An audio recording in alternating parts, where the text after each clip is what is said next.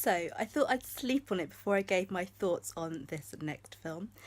But it's official, I've woken up, I've got a fresh mind, and I can confirm that there are no faults in Hotel Salvation.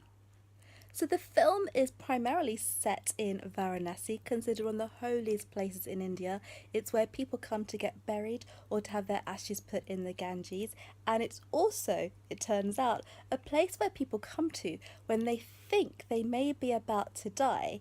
And so they go there in order to die there. And that's exactly what happens in this film. Our character is 77 years old. He estimates he's got about 15 days left to live, and so he wants to spend those remaining hours in Varanasi. So he makes the journey there accompanied by his son, and the two of them get to spend some quality father-son time together before the big day comes. There are so many strengths in this film. Most of all, it's very much a humane story, it's a strong family story, and it's very, very much about this father and son dynamic. But what I love about it is that the son is quite old, so him having this relationship with his father, who's now in his final days, is just such a fascinating insight. But what's equally as fascinating is that the director of this film was only 23 when he made the story. He wrote it, he directed it, and I'm just blown away how someone who's younger can really have such an understanding for what it feels like to be so much older. Now, just because death is such a big feature in this film, it does not mean that it's not entertaining. There's plenty of humour throughout the film, and it's very much an entertaining watch.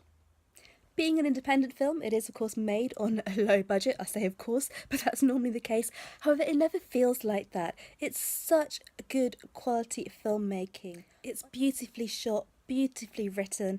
The characters are fully formed. They work together perfectly. There's some fantastic little stories on the side. There's a lady who lives at Hotel Salvation. She's been there 18 years waiting to die. And just seeing her room and just seeing her life and hearing from her, it's fascinating. I love the father and son dynamic.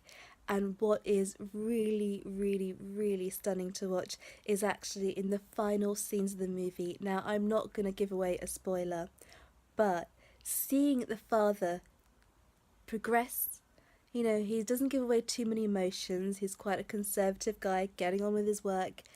And then as he starts to come to terms with his father's death, you start to see the changes in him. And there's this beautiful scene at the end, which is at the funeral, where you just see him let go, to feel the release, to feel this happiness, I guess, at finally letting his father go. Okay, that is a bit of a spoiler, but really, come on, that was going to happen. It's just you need to watch it to see how it happens. Now, the good thing is this isn't just a festival film.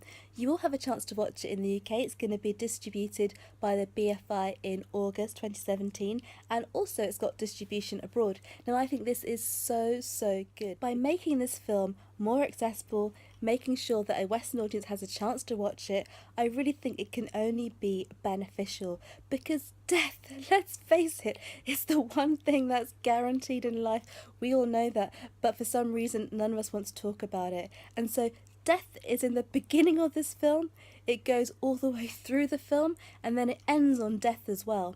Now, we don't see this in cinema, we don't see it in culture, we hardly see it on TV, we don't see it in advertising. It's just not part of our lives, but it has to be.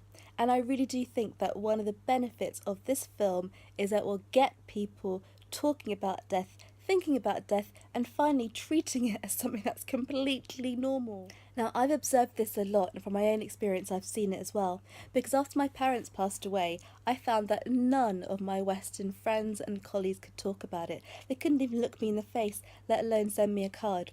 It was actually all my non-Western friends who were very open about speaking about death, about speaking about the fact this had happened. There are so many things I could tell you about this film. It's just a wonderful, wonderful piece of filmmaking, but I think that really you need to go and check it out yourself. So here in the UK you can catch the film from the end of August. It's also going to be available internationally, so make sure you make an effort to go and watch Hotel Salvation.